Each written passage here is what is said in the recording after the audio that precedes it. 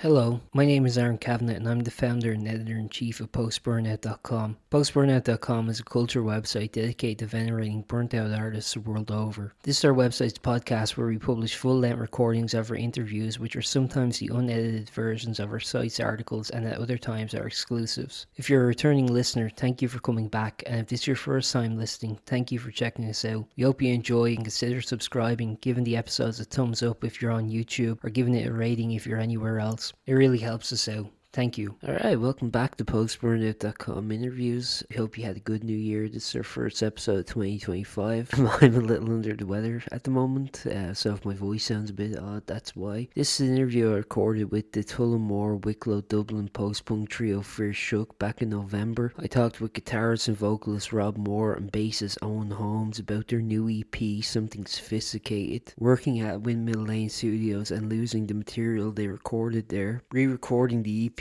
with producer Shauny Cads and why this was a blessing in disguise, the Tullamore music scene, the logistics of the band, punk in Ireland, and much more. You're gonna notice a transition here from my sickly voice to me sounding as well as I possibly can.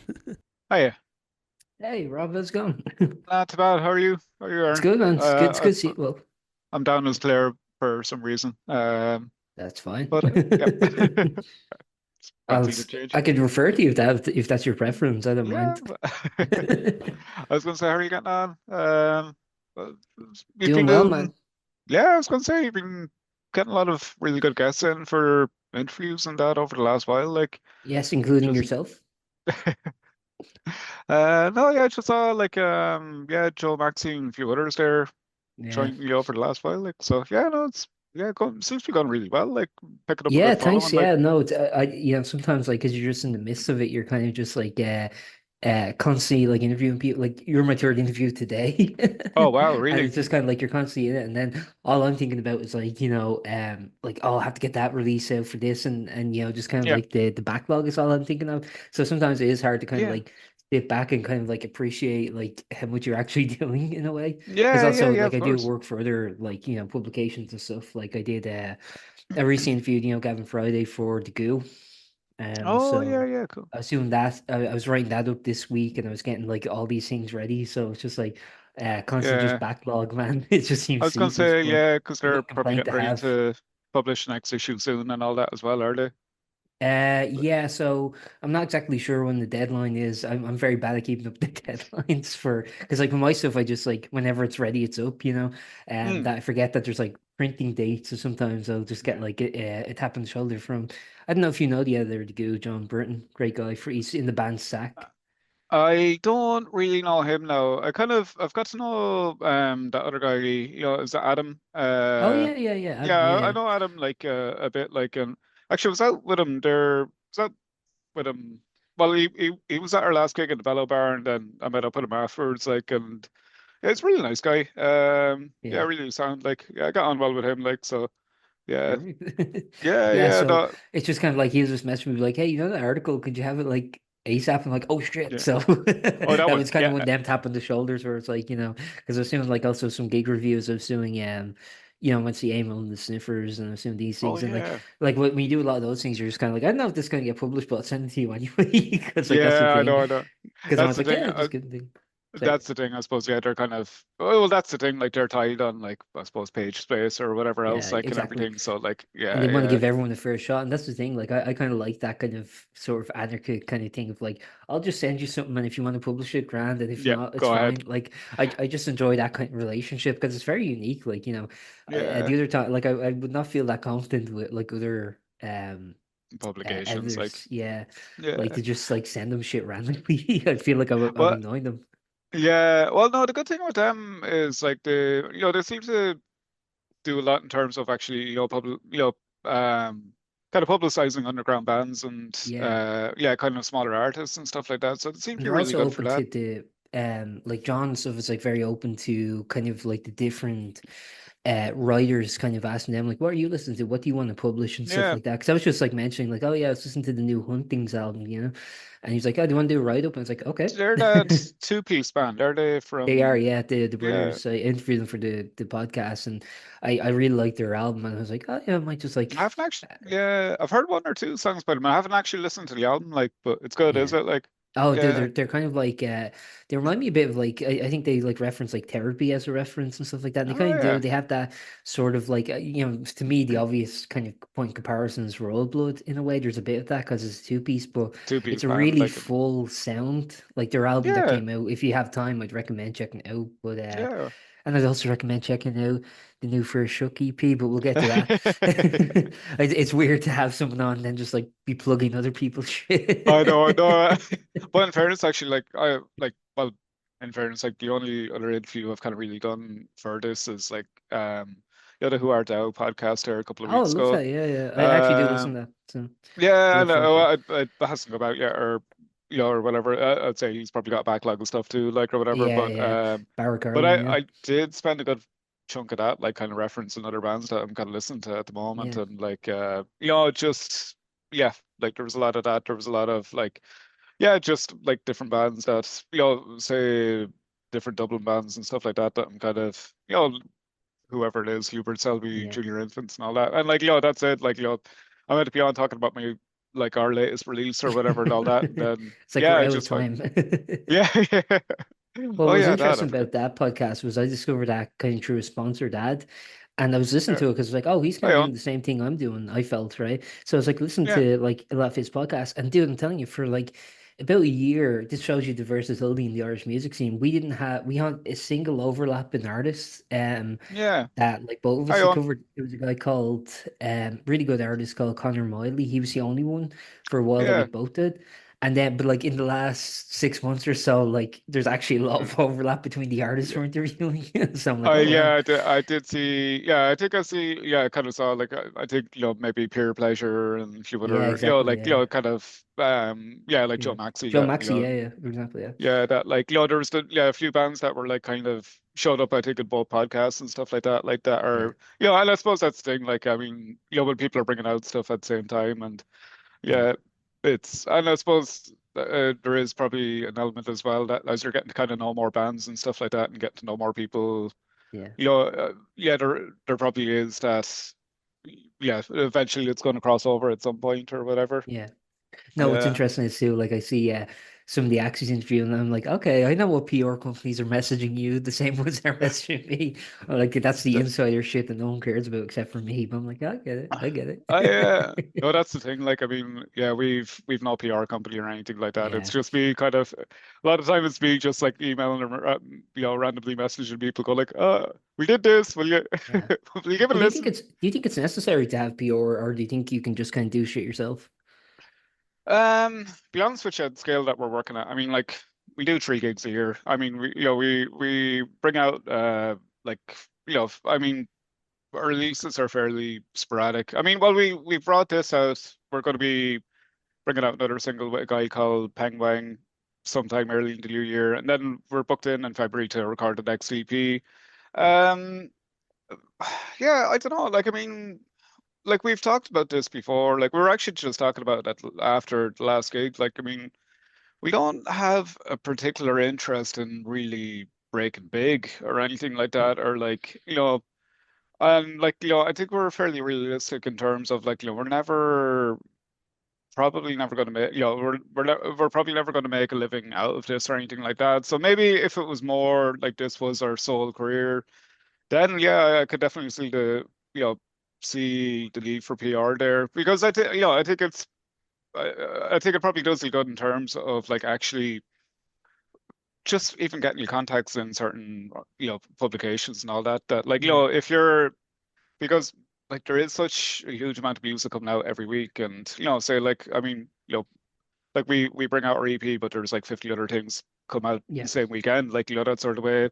And to like, I mean, there is a certain amount that I've kind of built up over the years of just like kind of randomly emailing people and get to know people in different, say, publications that like, you can maybe get like, a couple of lines of review here and there, like or whatever. But I'd say if we were to, I don't know, trying to take it to the next level, I'd say we probably would need some sort of decent PR or something like that behind us. But then you have to pay for PR. So like that's Yeah.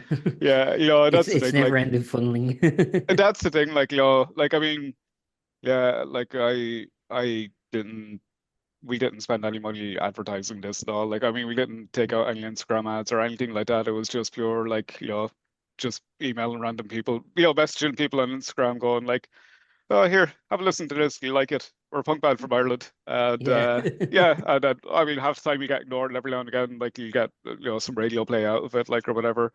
And, it works out okay that way. But yeah, but I'd say if we were like looking, if we were looking to go start playing festivals and stuff like that, I think, yeah, that's kind of the route you do need to go down. Like, Yeah. Hey, I'm sorry. Hey, yeah, We're just became talking about mid-conversation, yeah. PR and stuff. I didn't want you to feel excluded. No, no, you're all good. Will No, this be the three that's of us, Rob's. or is Ozzy joining? I think he is. He said he was in work. Oh, that's okay. Yeah, Yeah, yeah, so he should be along soon. that's Hopefully, grand. anyway. I hope I don't run out of questions by then. That's always my concern when, like, some of the art, like, someone turns a plate. I'm always like, shit, they just like give all the good questions, and now I just have to kind of oh, you're repeat here. myself. Goodbye. Yeah, yeah, exactly. Yeah, that's Yeah. dude, stuff like that's happened to me before where it's kind of like I'll be like half an hour into an interview, be wrapping up, be like, okay, and I think like the interview is kind of decelerating, and then just like then someone joins, I'm like, oh hi, can I get your opinion, I guess? And they're just like totally out of the loop because they just joined late, so they're trying to find their footing in the conversation a little bit. You're like, Yeah, doing oh the same yeah, thing over again. yeah, yeah, Yeah, exactly. If you listen to this podcast, you'll hear a lot of episodes like that.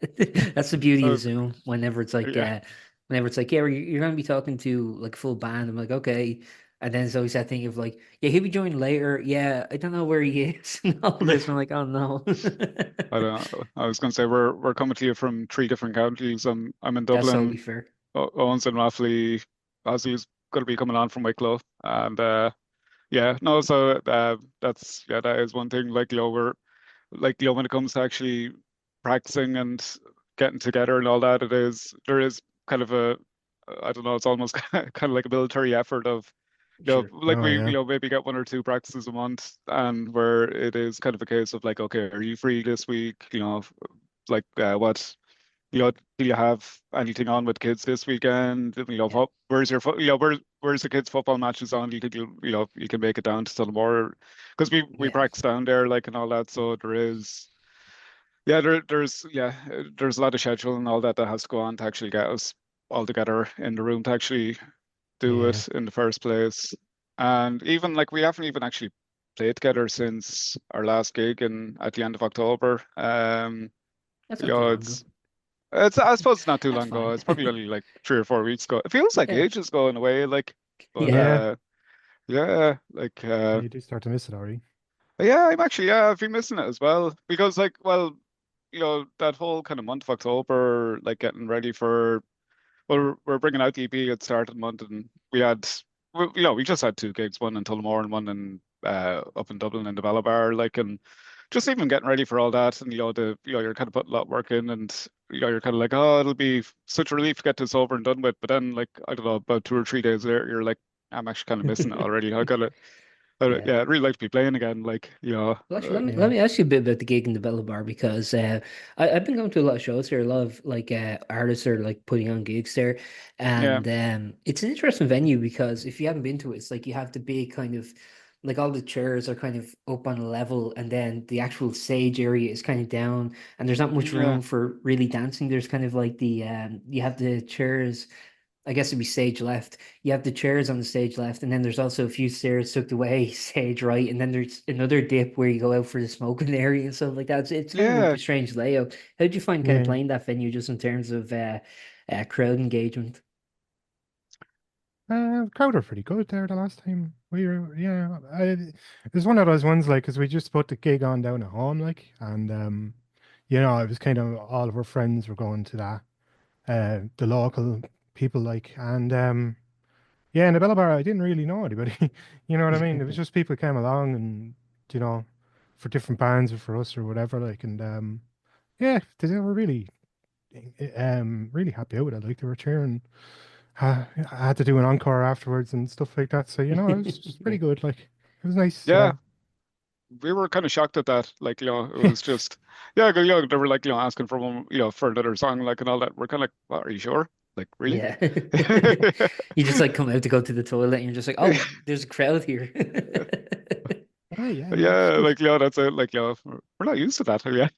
We're not used to getting that much praise. Off strangers. Like, yeah, Yeah, yeah, because, like, okay.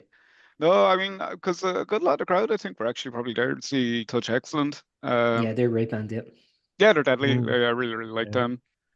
No, they put on a really good show there that night as well. Like, and I think it was their first gig in ages. Like, but they were very, very tight. Like, and it's actually really, really good musicians. It's actually, when you listen to the recordings, I don't think it, I don't think it actually does them justice how good they actually Yeah, sound yeah, when you that's hear them true. live. Like, I had yeah, I had one of their songs stuck in my head for about 3 weeks after the gig, and it's Which just one? listening. It's called Houses. Yeah, Yes, that's yeah, one. How's um, yeah. falling down all yeah, around us? it's Yeah. just like really catchy tune. Like, but then you That's listen to it great. on Spotify, and you're like, yeah, it's not, Yeah.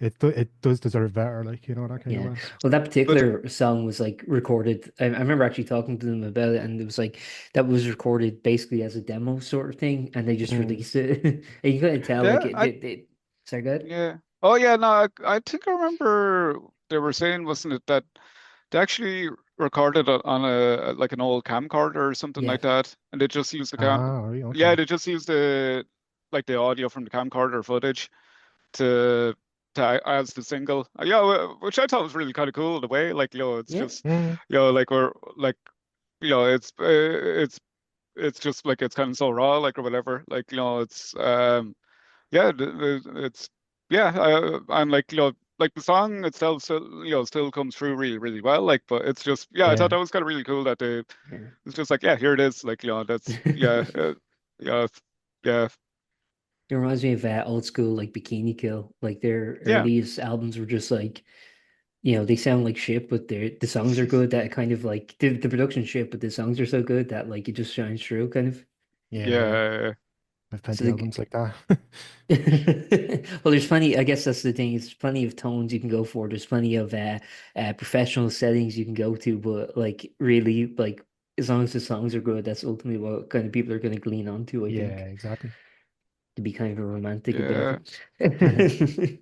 That's the So thing. Yeah, because, oh, check sorry. out. Oh No, no, I was so just actually going. Actually, it's in my.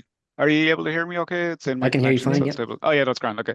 No, but it was actually like I think I heard them for the first time, and there's this show called The Little Plastic Radio, or it's that guy Andrew Bushy used to host it. It was just like an internet thing, but like I heard Touch Accent on that first, but it was like Owen was saying, like that Houses song was the first thing I heard by them, and it does stay with you for a long, long time. Like, Yeah. after, yeah, after you've heard it. Sorry, you were going to ask something else there. Well, no, I was gonna say the last time we would have talked was actually last year when you released Single Luddite. What's kind of changed for you guys in that year? I mean, obviously you did the EP, but just in general, I mean, like, has things changed much for the band or anything? Or I don't think so, really. Just kind of, we keep tipping away at it. It's just, we've been doing it for so long now, and it's a case of now we're at the stage where we're all so practiced that we can go and record and get them up there, like, and then, like, we're getting them done, so the songs recorded so well. It's just like, it's nice to be able to get the stuff out there, like, you know what I mean? We've been sitting with this Mhm. stuff for years, like, Um, Yeah, yeah. and that's the thing. Yeah, because, like, I mean, um, well, we had started recording an album with I think the last time I was talking to you, like, we had started recording an album. We done like a session in Windmill Lane, and we were working with a friend of Ozzy's trying to get that going. But then, um, it's just like a few things happened there where just we weren't able to get, we weren't able to get sessions in with him. Like, just he's a like he's like really good sound engineer, really good record producer and all that, but we just weren't able to get the time in with him. He was kind of doing it as a favor to Ozzy, really, to actually record this stuff. But then just different scheduling things like got in the way, and say just we weren't able to get sessions booked in with him and all that. And then that just sort of kind of petered out. And I think actually the last thing we'd heard about that was that I think actually the computer that he was using to actually store all the music that we were working on had actually crashed. And I Oh, think, Jesus. yeah, we weren't actually able to, that I think the album was kind of gone, like, so Oh, no. yeah, no, so we lost that. But like, I think it was just well, we had like, we'd seen kind of other bands like say Chrononaut and Hubert Selby, Junior Infants and stuff like that. I'd gone and worked with different people where they'd gone in and recorded an EP for a day, and I think it was just, that. So that's what we did with the last one. We just booked in with that guy Shauny Cads, who he's actually the bass. He would have worked with a couple of other bands like Burning Realm and Chewy Yeah. and a few other bands like that. So yeah, we just said like, okay, look, we'll go get a day booked in with him, just pick 4 songs, get them done as quick as possible time. Like, so we got, and I think it was like, like the idea as well was like just, whatever we get done in a day, just go with that. Like, and, no working on it afterwards, just try and get it all done there and then. And so yeah, we like it was just like kind of a case of like what are the 4 songs that we have down, probably the best or the tightest, like and all that, and yeah, it just went with that, like, and no, we're really happy with how that turned out, like, and yeah, he was great to work with as well, like he was just really easygoing and yeah, just um you know kind of really knows his stuff when it comes to just getting good sound and good tones and all that. And well, Owen does as well. Like, so like, it was just great having the two of them working together with, like just being able to kind of get all that dialed in real quick, like and everything. And then, like that was the thing when we were working with him, he was just saying about how like he gets so many bands coming in that he has to do so much work and just preparing them to, you know, Sound just get good, ready to like. even start recording, like, and Yeah. it was Just just no faffing even. around. Yeah, that's No, the thing. no. Like, and yeah, he was just like say Owen and Ozzy would know so much about that. Like, I'm a bit of a dumbass when it comes to uh sound and I everything. think you said that the last time we talked Yeah, too. yeah, totally. Like, and so Yeah, like, you yeah, get I think there. it was just like your man Shawnee was just saying like, God, your drum kit's actually tuned up. Like, this is something that like I Yeah. normally have to spend like the first 2 hours doing, like or whatever. Yeah, Yeah. just dialing in amp tones. It's like, yeah, I'll do that in 5 minutes. Off we go, you know. Oh, Well, I'm sure it's self-deprecating. Unfortunately, I don't have the reference point to actually be able to counter that and go, "Nick, you're not a dumbass when it comes to production. For all I know, you are." So I'll just take your word for it. Oh yeah, Like no, sometimes dude.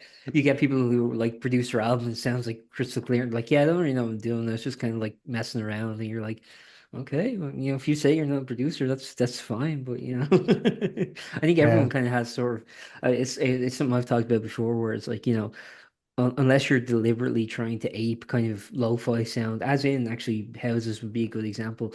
I think Mm. Yeah. everyone kind of has like there's a certain quality line that you just don't hear people go under anymore. Because I remember like when I first got into punk, there were bands around like just doing home demos and just like burning them onto CDRs and just like sending them around town. There used to be a shop, I can't think of the name of it, but there was a shop in Temple Bar. At It's called Borderline, was it? Horror Business it was called. Oh yeah. And I never actually got to go there because every time I go it was closed. I don't know what their opening hours were, but it's probably front.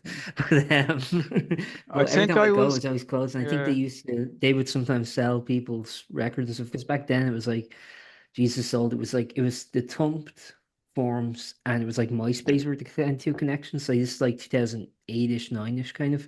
Yeah. Yeah. And it was like those were kind of your forms for kind of you'd use MySpace to get your music kind of uploaded somewhere so that people could hear it, and then you'd use kind of Thump to sort of tell people, "Hey, by the way, we have this new Yeah. this album out." And it was fun because there was bands who would actually get some of those bands would actually get gigs with like touring artists. Like there was a band called I don't know if you remember them, very unpolitically correct band name by today's standards, but they were called Retarded Cop.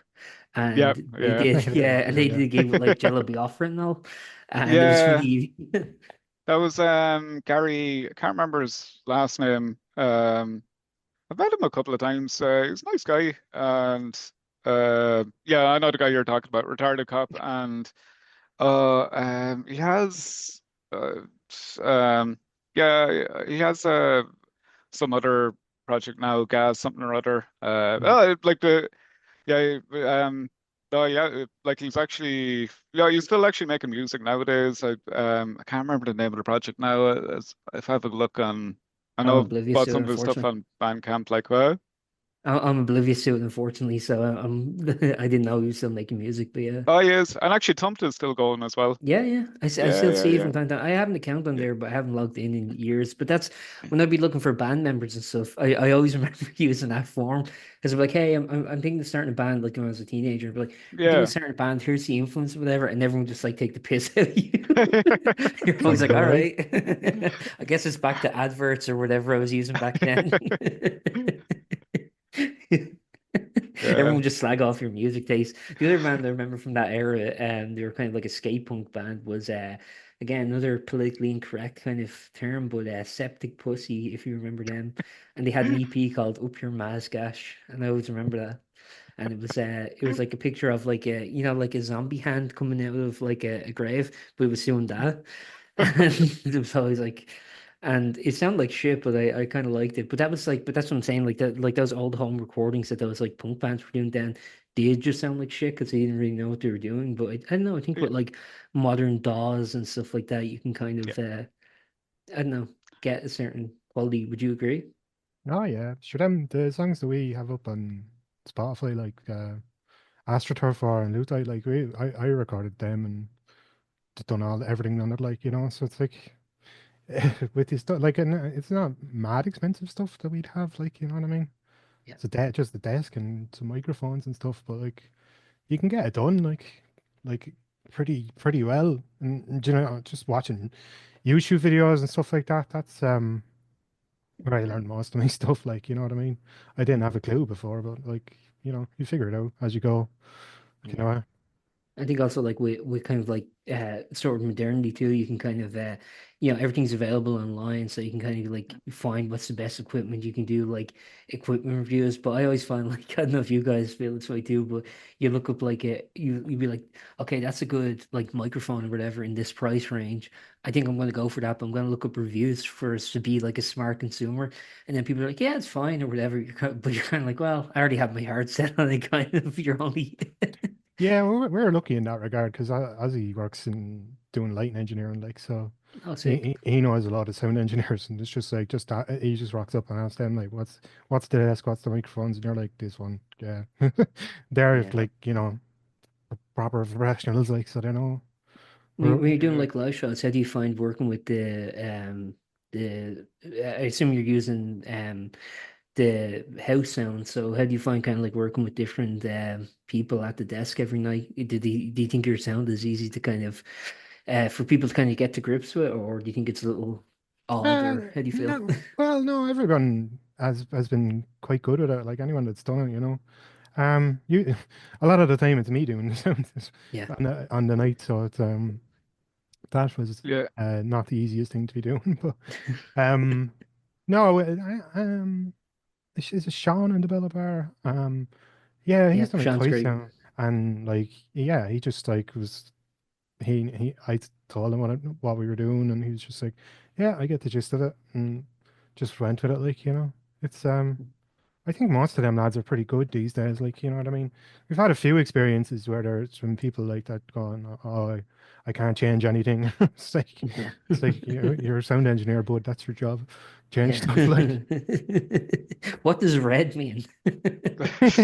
yeah, that kind of stuff. Like, Um, Yeah. they're good. Oh, no, no, no. Yeah, no, I think for the most part, yeah, like I mean, yeah, generally the gigs have kind of gone all right. Like I mean, yeah, we had one total yeah disaster like in like I think actually after last time I was talking to you, I think about a week or two later we did a gig in February McGee's that I remember like just I don't know, I think it was one of those nights where everything that could go wrong did go wrong. Like I think it was mhm. just like I don't know, yeah.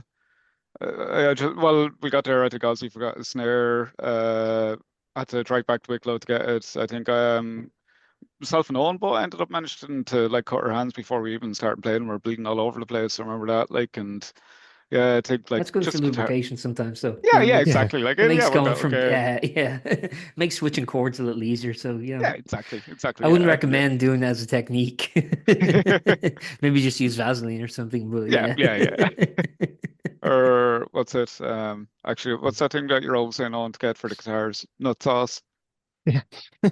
Yeah, it's actually doing it. Every time he says that, I break my arse laughing. Yeah, no, it's partly it's yeah, something that makes your strings slide in easier. I don't Yeah, know. yeah. No, because you're playing all night, your hands do get exhausted. Exactly, You exactly. gotta properly train. I remember Yeah. seeing like all footage from Metallica where the drummer Lars would always get like a shoulder massage and stuff to loosen up before the gigs, and I was like, that's decadent, man. Just having someone on the crew who's just there, On site. yeah, just like the massage person. Actually, one thing I always find is I always end up getting a blister on just on my wrist, like after every by the time the gig is finished, and it's normally just from playing bass and like I don't know, I think it's just I play that bit harder, like just when it is a gig or whatever, when you are in front of other people doing it, like Yeah, and but I was actually thinking, yeah, I might actually have to invest in like like the what do you call it, like the wristbands, yeah, yeah, or something like that, just yeah, yeah. go super heavy metal with it and yeah, Mm. just yeah, totally round out the look like. Do you guys swap out instruments live, or do you play guitar and bass for the entire show? We swap, yeah. Yeah. It's Yeah. just whatever the person wrote, they play that kind of way. So it's yeah, you never kind of get that. I could never like replicate exactly what Rob would be doing on guitar or bass, like, and just kind of seems pointless to try. Just Hmm. yeah, just keep it simple. Yeah, That kind and of way. that's it. And like Owen's way better guitar player than me, so I won't be able to play all his parts. Like, so yeah, it just works out better. Like, and um, it's kind of in a way, it's kind of like seeing two different bands. Like, because like it's almost like say like the way it goes is like, well, the way the last couple of shows have gone is like I kind of go up, I do my you know, 5 or 6 songs, and then on does it, we can switch over, and then on does his, like, and yeah, it's normally, and there is kind of a bit of a, you know, like they are quite different, kind of style wise and all that.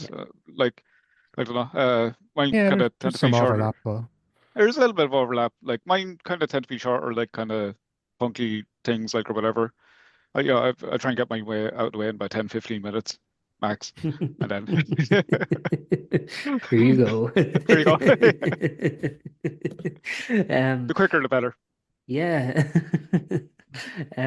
I also want to ask, and like, so about we were talking about like the EP that you guys sing about. So I'm assuming that like the 4 tracks that are on this are tracks that were going to be on the full length. Is that correct? um, I think I'm not two sure. of them were, I think, well, One of them, section. bus trip we'd only wrote about maybe 4 or 5 months ago. Yeah. And yeah, actually, yeah, sure. Yeah, bus trip, I think we only wrote, or yeah, kind of really only wrote this year. The other one, and actually, I don't think we recorded that Universe 25 one for the EP. No, the other Okay, two I think we had, but like, I think so. Yeah. yeah. But we're like actually we were talking to Ozzy about it before, like, we were saying like well, we're actually just saying that we're we're a lot tighter as a band since, we tried recording first time around. It actually probably worked out better that, we re-recorded them for the CP, like that, we had worked on them a little bit more, like, and all that, and they were just that little bit tighter, like, and everything. So yeah, it probably, yeah, worked out for the best maybe in the long run, I think, like. And but yeah, no, I think like, like the hope is going and probably do another 4 or 5, and yeah, I think we have a fair idea of what we're going to do then as well. We just have And to also, find time sorry. between now and February to actually play it. Yeah. I want to talk about like working with Shauny because you were mentioning there, Shauny Cads. My understanding of him is that he's mainly a metal producer. You mentioned he did Chewy, who are a punk band, but like primarily he kind of does like metal music. And I was wondering, like your music isn't exactly metal. It's kind of it's hard and it's hard hitting. And it's kind of, I guess, kind of grungy in sound, but it's not like metal, you know. But I was wondering, what do you think, kind of like working with Shawnee, like in terms of what he kind of brought to your sound, and in terms of what he kind of incorporated from his kind of production history, like how do you think the EP sounds different from something if you were working with, say, a different producer?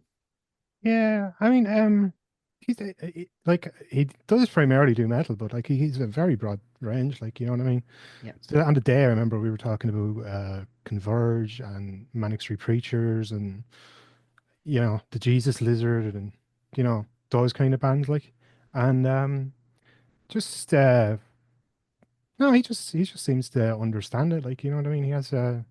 He's got such broad taste, like he could just see what we wanted, and you know, we went back and forth with him like in the mixing process, like you know what I mean, and he sent on a first mix, and we were just like had a couple of suggestions, and he said he went away and done it again, and yeah, just basically got exactly what we said, like you know, and the same with the mastering of it, like it's just I told him yeah just. Converge Axe to Fall if you want a reference, like, and he was just like, okay. He went off and did it, and we were like, that's perfect. Yeah. There you go.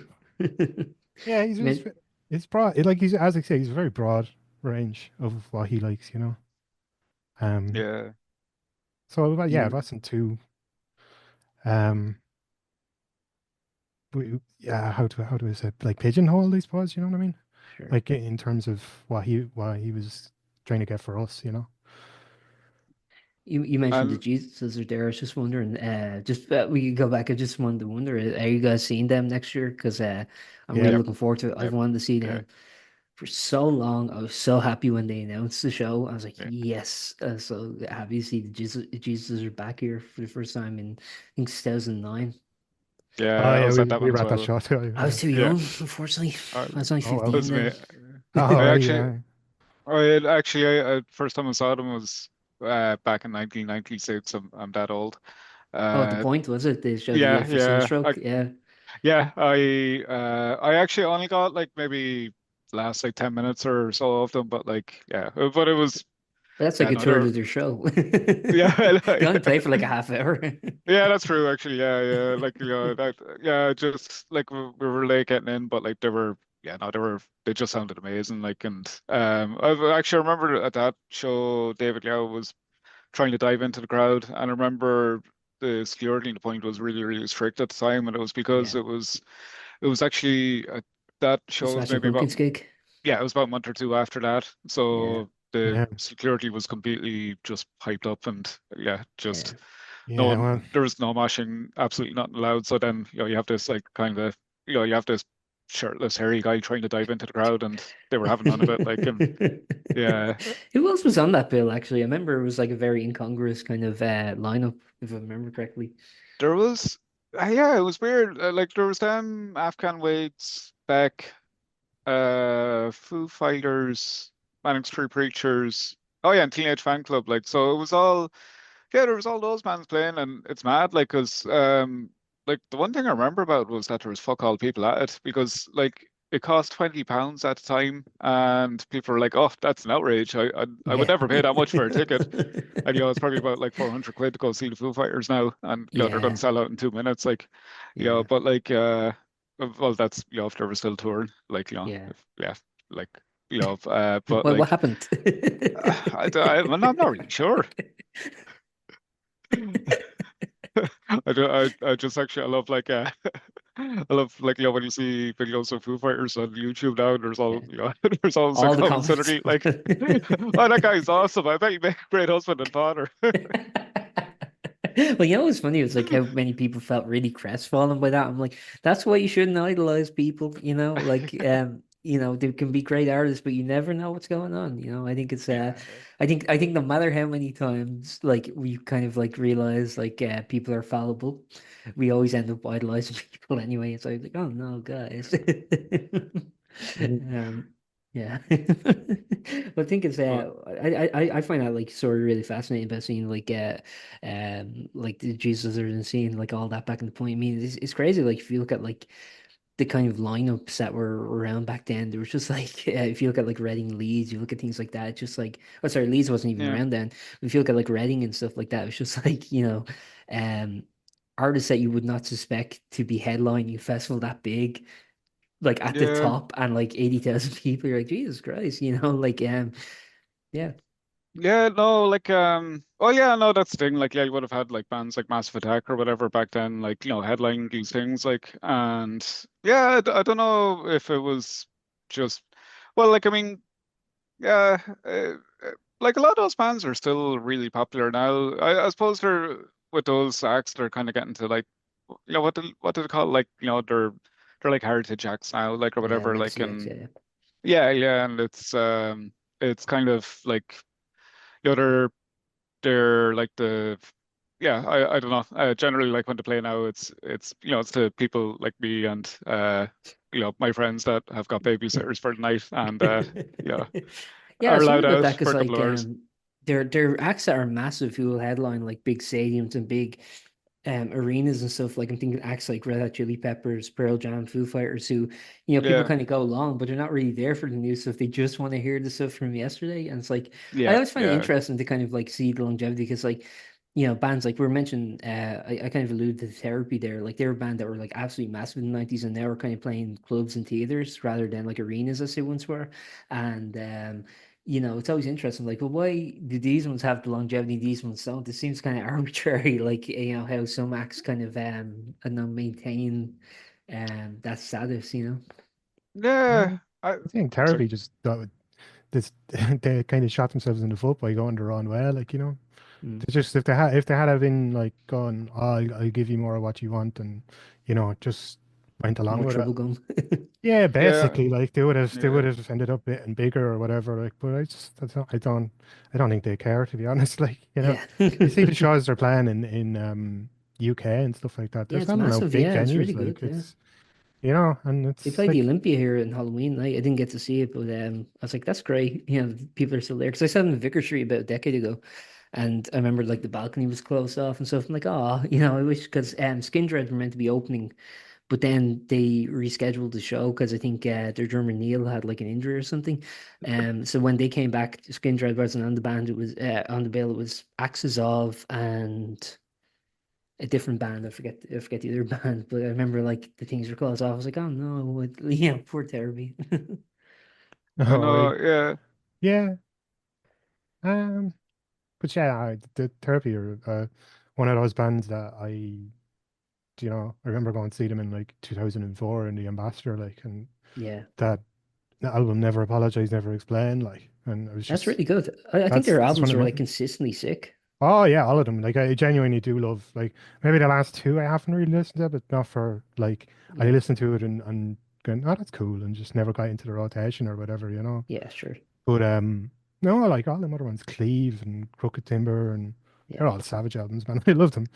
But yeah. yeah, I've seen them a lot of times, like, So it's a listen great to show. Therapy. Yeah. That's that's the main you, takeaway from this. If you listen to Therapy. actually, yeah, you got to interview them as part of this podcast, did Yeah, you?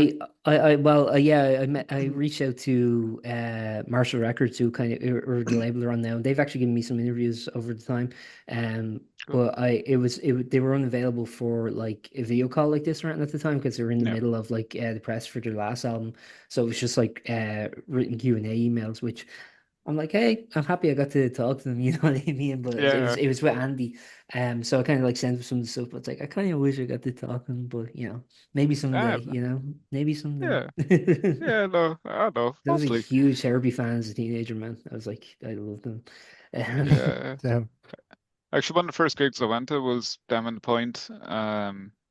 It was them and Ash and All the yeah, Infernal Love Joyrider Tour, yeah. back. Yeah, that was actually, it was on the Infertile Love tour, and I didn't actually get to see them again until 20 years later. And it was And actually, funnily enough, the next time I saw them was in the Button Factory there about 10 years Yeah. ago when they were, I think it was like it ended up being like the 20th anniversary show of Infernal Love, so I ended up playing the album again. You know, it's kind of like, oh, I'm seeing the exact same set list from 20 years ago. But I actually bumped into the bass player, what's Mike Michael McKeegan. McKeegan.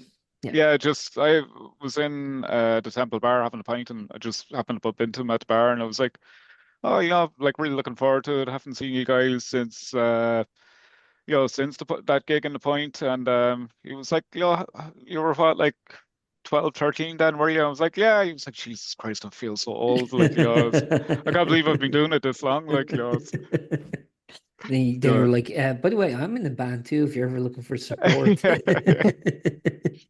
Do you feel comfortable propositioning people for gigs like that, or would you be like, no, I can't? Yeah, no, I'm not overly comfortable with it. I'm not great with it. Like, I'm kind of happy enough to offer people like kind of sports slots to play, or whether sorry, not even, or like offer them slots to play at our gigs, like or whatever, and like it's kind of even like with that last gig that we did, we got Touch Excellent and Soft and Crime, and Car Park Sci-Fi to play with us, and it's just Southern like, Crime are great as well. Yeah. yeah, they're brilliant. Like, and definitely actually check out Car Park Sci-Fi if you can. That's Yeah, I haven't Lammy heard know them, but Gav I'm gonna Cowley. check them out. Yeah. Yeah, no, he's actually bringing out a new single I think this week as well. But Today, I think. Yeah. is it today? Yeah, I All think right, so. cool. Yeah. I'll have to go listen to that. I know you had a video up on YouTube there, I think yesterday maybe or that, but like, it's a cool song, like, but Mm. yeah, no, like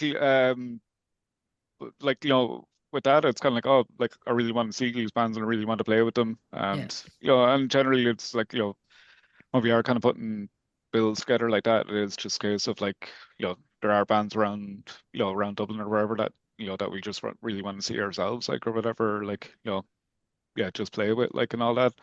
But in terms of like, I don't know, yeah, proposition and people to ask for gigs or anything like that, like, yeah, I don't know, yeah, I'm not great at kind of putting myself out there like that, Mm. or that Yeah. yeah, and I don't know, you kind of, yeah, I don't know, I kind of worry about being a nuisance or annoying Sure. shit out of people with that. I mean, I'm able to hassle people and go like, hey, go play our song on the radio or whatever, like, or Yeah. go, hey, hey, I'm the Aaron, same. interview I our feel band. like Here, even Aaron, for go the interview our band, like, even for the website, I always feel like a bit sleazy, like propositioning people, and I was like, hey, you know what I mean? I always feel like I'm creeping or something like that, or scheming, doing something wrong, like my like, would you Yeah. like to do the podcast? I like to let them come to me. As you said.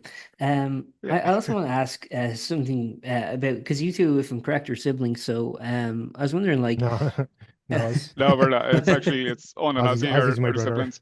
oh, sorry, I must have misread the press release, and I apologize about that. I thought, No, okay, you're well right. then, Yeah. oh, and you and Ozzy.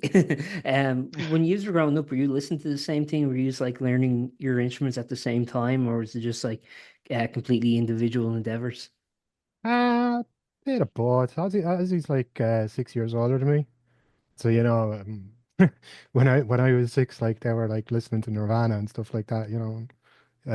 All that stuff was on MTV, and you know, so it kind of all that kind of stuck with me. And then like when I got to about 12, like I started listening to or playing guitar and stuff. But no, I would have always been listening to loads of the bands that he would, stealing the CDs and stuff like that. So, Yeah. you know, um, but sure, we didn't really have stuff to play out with. Like he didn't have a drum kit back then, you know. Um, I only got that like some years after, like. And then yeah, it was just like we'd be up in his house in Dublin or something and set up in the kitchen and just make noise, you know, that kind of thing. Like so, we were always playing together for and yeah, listening to the same kind of stuff, like all, punk and grunge and that kind of them kind of things and ska, loads of ska music. Yeah. What kind of influenced you in terms of like as a bass player? I mean, were there any particular bands or particular bassists that were kind of like influencing your style that you were trying to copy or emulate? Yeah, I don't know about copy, but I did sit down and learn like every Rancid song I could possibly do when I Oh was like Jesus, Matt six. Freeman, that's insane. Yeah, I was doing that when I was about 16. Like, Were you doing Maxwell Murder? not quite the solo, but Yeah. most of it, yeah. Oh, yeah, that's pretty good from what I remember. I think I remember hearing you playing it before. Like, yeah, you had I that got one it down pretty good. after a Like, while, like, yeah, but yeah. that was a few years later, like, yeah. That's a hell No, of a bass player to start with.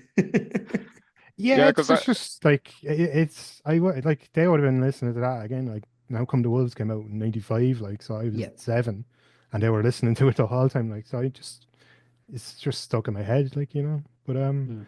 yeah, him and Michael McKeegan, yeah, it's like he would have been another one. Like um, well, it's like a lot of damn kind of punk mid '90s punk bands, like Bad Yeah. Religion, No Effects, that kind of stuff. Like that's what I would have been Recently listening split to. up. Oh yeah, yeah.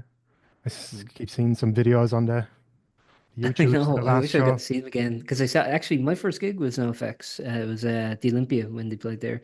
That was oh my yeah, first I was at gig. that. Were you? Yeah, I remember that, Yeah, and it was yeah. like, and I remember Fat Mike fucking saying, "Oh, because it's been 5 years since their last show in Dublin," and he was like, "Oh yeah, it's been 5 years, too long. It won't be that long again." Then he never played here again. He I'm like, never oh played no. again. Yeah, I know. And I was like, because like, That was sold out Ozzy, like the Olympia. It was like a really big show. yeah.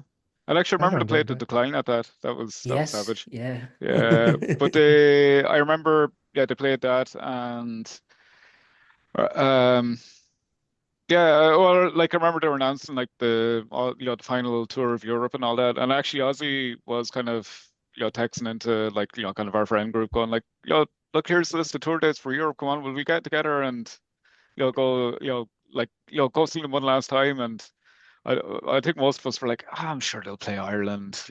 I'm sure they're Yeah. going to announce the date in Ireland like and all that, and Yeah. yeah, nah, never happened. I was gonna Yeah, go so see them. I was gonna try and sneak over to see them in the Brixton Academy because one, I was happy the Brixton Academy reopened. I've never been to a gig there, and I thought, oh, I'm never gonna see a show there. And then they announced that. I was like, oh, I'm gonna go over and see them at the Brixton Academy, and it's just like, it snuck up on me. I was like, I don't have the time now to really dedicate to go yeah. over because I was thinking it was in like June or something, and I was thinking about like March, April. I was like, I'll go over and see that.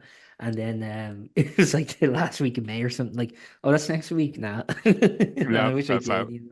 But I yeah. know, but I think as I'd say that probably sold out in a couple of seconds anyways. Like, Yeah, yeah, I think, yeah, I don't know. It's actually, just one of my brothers lived in London for a while, and he was just saying that was one thing that like any concert that came up would always sold out in seconds. Like, there was yeah. just, yeah, never any hope of getting tickets for anything ever. Like, so Yeah.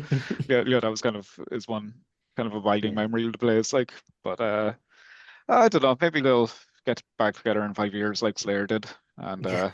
yeah. That's the funny thing, 'cause I remember Slayer's last show at the arena. I didn't go to it, but like everyone's like, oh, rest in peace, Slayer, rest in peace. And then just like this year, last year, I can't remember, it was like they're headlining Riot Fest. I'm like, what? They're just like the Elton John of metal.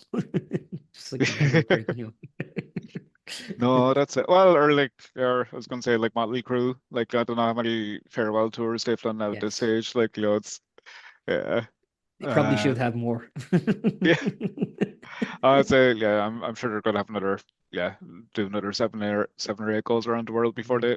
they call it quits, and a few more documentaries and yeah, Yeah. whatever else, and I yeah. was working their show when they play at Marley, Motley Crue, and they do, I forget what song it was, but they do a song where it's like everyone, like all the women, they go to cameras and they flash their tits, right?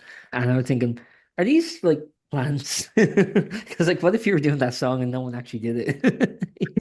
You know what I mean? I'd be like, you'd be kind of like, your confidence level would be more. It's a bit Uh, of a demanding request, I think. Yeah, it's kind of a weird one. Like, yeah, I don't know, yeah, Yeah. because I remember somebody was talking about before because they were just saying like, yeah, they're like, yeah, being at one of their shows and Tommy Lee doing that, and they're kind of like, yeah, this is weird. It's kind of Yeah. like this is like virgin on sexual harassment here, like, Yeah, where it's not it's just like, 1986 anymore. yeah, yeah, yeah, it's just like, like, the guy who's like pointing the cameras, like, it's like Yeah. we're not taking the camera off you until you take your top off, and you're kind of like, Yeah. yeah, they're kind of like, watching this getting kind of creeped out, like, it's Yeah. I was thinking that too. I was like, watching, I'm like, this isn't sexy. I was like, this No, is no, kind it's of, just creepy. yeah, it's very Well, especially like, it's a guy in his 60s, like, with a camera, with a yeah, camcorder, like, it's just, like, I mean, yeah, well, if you pick it apart anyway, like, at all, or, yeah. yeah, at all, actually, it's just Yeah, like, oh, if you no, scratch the surface. no. Also, I gotta ask you guys because like you're talking about like the punk scene and all. Like, were you guys kind of growing up like in the punk scene? What was it kind of like in the 90s? Because you kind of hear about like the kind of revival of punk as seen by the kind of epitaph bands like Bad Religion, NoFX, Rancid, The Offspring, even back then with Smash. Was it big over here? Was it because I was very young then, so was it big over here back in the 90s? Did it really resonate? Because a lot of those acts didn't really play here then. I think NoFX played there before they broke big. Hope Promotions put them on, like very Yeah, small gigs. But like Bad Religion never played here. Rancid didn't play here for years. Like a lot of these acts. So were they popular here, or was it kind of just like a very separate thing? Or they were popular enough.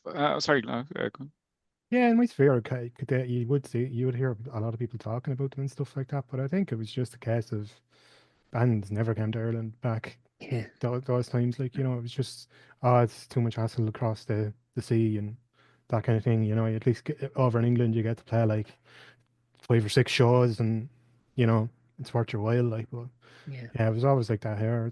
It was only in the like 20, I don't know, 2005, a bit past that, it started picking up. Like, you get loads more bands.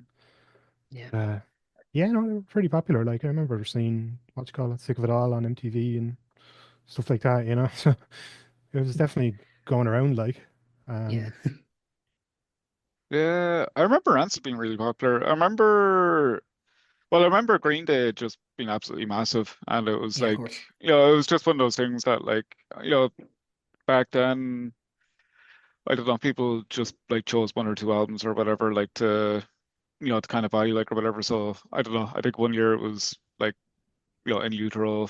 I think the next year it might have been, I don't know, Ill Communication or whatever and all that. And then I think Yes. after that it was like Dookie by Green Day, or like, or it was like, it was kind of one of those things. It was, I think it was like the more serious teenagers were kind of into Smashing Pumpkins and stuff like that. And, whereas like, yeah, I guess like maybe the more fun-loving ones were into Green Day, or like, Hmm. yeah, or maybe the kind of, the younger ones were into that, like, or whatever. It was kind of like, yeah, I think it was like Smashing Pumpkins were like older brother music, and maybe, yeah, Green Day were little brother music. I think it was maybe that sort of divide there, like, and yeah, it was, they were, You gotta yeah, start somewhere. yeah, you got to start yeah, somewhere. I was like, they were absolutely massive, really, really popular, like, yeah, and I just remember, yeah, Dookie being played all the time everywhere. Like, it's kind of like, actually, it was like, say, around 2000, 2001. Like, I remember going to college in Athlone, and you were just hearing Californication by Red Hot Chili Mm, Peppers absolutely everywhere. It yeah. was, like, Dookie was kind of like that at that period, like, just, yeah, all over the place. Like, but yeah, and I remember like Rancid. Yeah, I remember Rancid being really popular as well. I remember like Outcomes and Wolves being absolutely huge, but like, I'm trying to think. I remember we saw them in the Olympia. That was probably, were you That at was that show? 2003. Was that No, I wasn't 2003? that again. I was too young. I got into punk kind of a little later. I was kind of 2007, 8-ish, kind of like I started getting Yeah, into. Actually, it was Bad Religion that did it for me when I heard No Control for the first time. I was like, what the fuck nice. is this? And I was like, what the hell Bravo. is this? And I was like, this is great. Because like at that time, I wasn't really a music guy because like all I was exposed to was kind of like what was on the radio in the car, basically. And some of it I yeah, liked, but most of it I didn't. And then I discovered that. I was like, this is music. And then I was like, then I really head dived into the punk scene, and I was like listening to like Dead Kennedys and then the yeah, local yeah, stuff like Stiff Little Fingers and all that. I just got like really into kind of punk and grunge, Nirvana, L7, all these kind of bands. I was just like L7 I was like a huge fan of. They returned. I was like, I always want to see them, and they just never played over here yeah. I again. was thinking actually. Yeah, I remember. Yeah, I'm always I I'm was always just. like hitting them up on like Instagram and stuff whenever they're like we have an announcement. Like, is it Ireland? So they Yeah, it's know like. they know there's interest at least. Yeah, yeah. I was gonna say, yeah, just keep fighting it. Keep fighting Yeah, fighting the good yeah. fight there. Oh, No, dude, I'm so I. excited. Do you see that Descendants and the Circle Jerks are coming here next year? I was Yeah, like, and Negative Approach. I'm like, that is great, man. I I haven't heard never thought Negative the Circle Approach. Jerks would play here. I'm really looking forward to seeing the Descendants. I was at their gig 2 years ago, So was I, yeah, and yeah. That that was a was sweatbox, amazing. man. I thought I was gonna pass out. Me and my brother went along, and he brought his daughter with him, Yeah, and she was actually a couple of weeks shy of, of her 18th birthday, and we weren't actually going to let her into the academy, and yeah, it was like, yeah, it was weird. It was like, I don't know, trying to get into like, your local nightclub, like the Harriers again, all over again, yeah, like, yeah, the first bouncer was just having yeah. none of it, and then we're like, waiting for them Please. to like to change floor man and all that, and like try and Yeah, talk our way in and everything. We managed to get in eventually, like, and uh, but like, yeah, because it was one of those things. Like, I'd been waiting about 30 years to go see those guys, like, and yeah. yeah, you're kind of like, no, we have to get in here. We're That not was a walking great away. show. Like, they might never play again, like, but Yeah, no, like, luckily now yeah, she's 19 now. There's not going to be any of that hassle, like, or whatever. But yeah. yeah, no, they're absolutely amazing. But it was funny. Myself and my brother were talking about afterwards, like, we were just saying about, like, when they came on stage, and your man Milo was like, yeah, it's great to be here. Yeah, Ireland. And, he was just kind of shuffling about the stage a bit, and then Andrew was like, Yeah. does he actually know where he is? Like, what's going on? Like, I remember he had the and water canister around his shoulder, yeah, wrapped around him, which you probably yeah, needed in that heat, man. Um, actually, I do. You kind of touched on something there that I want to talk a little bit about, which is like, you're talking about like, your 17-year-old niece trying to get into the show, and it's like, man, I wished like, because I was exactly like that when I was a kid, man. I used to go to shows at the Olympia, even if it wasn't really acts I was that interested in, because that was the only all ages venue in town yeah, besides like the arena. They would let under 16s with adults, but they were the only shows, they were the only venue doing all ages shows. So I saw like a lot of gigs here just because I loved going to gigs and I just wanted to be in a live atmosphere. And so many yeah, acts I loved would play the Button Factory or play the Academy or play these places, and you just couldn't see them. And I wish, man, I wish the Irish music scene would do what the UK does, which is under 16s with adults. You know what I mean? Like every yeah, venue in the UK kind of does that. Because here's what I think, right? From the perspective of, young music fans, obviously they get to see the show. From the yeah, perspective of the venue, they get to sell an extra ticket because they need a yeah, chaperone. And also for the venue's sake, they also get to limit their liability, because if anything happens, they can be like, well, there was meant to be a parent there, you know? So yeah, yeah, I think it yeah, works out for everyone, you know? yeah. I think That's yeah, I think certain venues do it. Like, I know the Button Factory don't, the Academy don't. Yeah. Vicar Yeah, Street, I National think Stadium does. it does, does it's it? funny. You're Like, after reminding me of like the first gig I ever went to was in the Button Factory before it was redone. The Temple Um, oh, Music, Temple Music Center. yeah, yeah. That band Amen were playing there, like, and I was Oh yeah, like 13, I want to say. And I'd yeah, never been to a show before, and you didn't need adults to go there. It was just four of us 13-year-olds got driven up to Dublin and just went into a yeah. venue and just went nuts. Like, it was. I stuck into shows there when I was underage too.